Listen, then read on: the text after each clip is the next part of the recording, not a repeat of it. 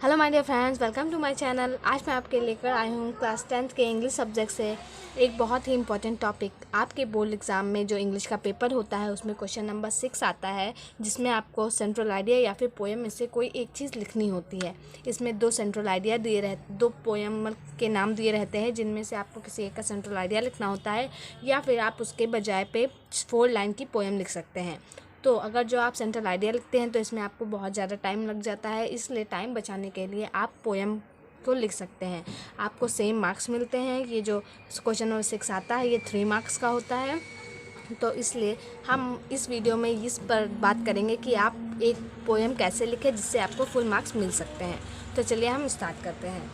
तो सबसे पहले आपको मैं ये बता दूं कि आप हमेशा बोर्ड एग्ज़ाम में 8 लाइन की पोएम लर्न करके जाइएगा, क्योंकि आपके बोर्ड एग्ज़ाम में आती तो 4 लाइन्स की ही पोएम लिखने के लिए है। बट आपके बोर्ड एग्ज़ाम में जो फिर क्वेश्चन होता है उसमें एक क्वेश्चन आता है जिसमें आपको पोएम दी गई रहती है और उसके नीचे क्वेश्चंस होते हैं, तो आप वो पोएम रिपीट नहीं कर सकते। मान लीजिए अगर जो आपने एक पोएम लर्न की है और वो वही पोएम आ जाती है आपको उस क्वेश्चन में, तो फिर आप वो पोएम रिपीट नहीं कर सकते और आपका इस पर लॉस हो जाएगा।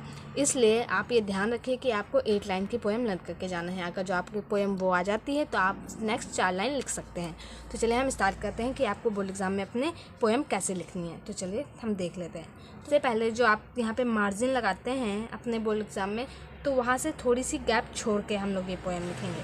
चलिए हम स्टार्ट करते हैं। तो ये हमारी पोएम हो जाएगी इनटू द सनशाइन वाली। Into the sunshine, into the sunshine, और यहाँ पे आप एक कॉमा लगा दीजिए छोटा सा, ये अच्छा लगता है देखने में। इसके बाद नीचे हम नेक्स्ट लाइन लिखेंगे full of the light, full of the light. उसके बाद थर्ड लाइन लिखेंगे। आपको ऐसे लिखना है, बहुत सारे बच्चे ऐसे डायरेक्ट लिख देते हैं फुल जब तक लाइन उनकी ख़त्म नहीं होती, बट आपको ऐसा नहीं करना है। आपको फर्स्ट लाइन वैसे लिखना है, उसके बाद नेक्स्ट लाइन लिखनी है, इसके बाद नेक्स्ट लाइन लिखनी है। Leaping and flushing, flushing from morn till night।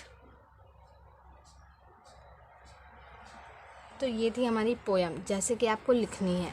इसके बाद जब आप 4 लाइन की पोएम लिख लेते हैं तो इसमें आप पोएम तो सभी बच्चे लिखते हैं, लेकिन अगर जो आप इसके नीचे ऐसे आप लाइन ड्रॉ करके इस पोएम के राइटर का नाम लिख देते हैं तो इससे आपके मार्क्स बढ़ने के चांसेस ज़्यादा हो जाते हैं। तो ये जो पोएम है ये हमारी द फाउंटेन से ली गई है और उसके राइटर कौन है? इसके राइटर हैं जेम्स रूसेल लॉवेल।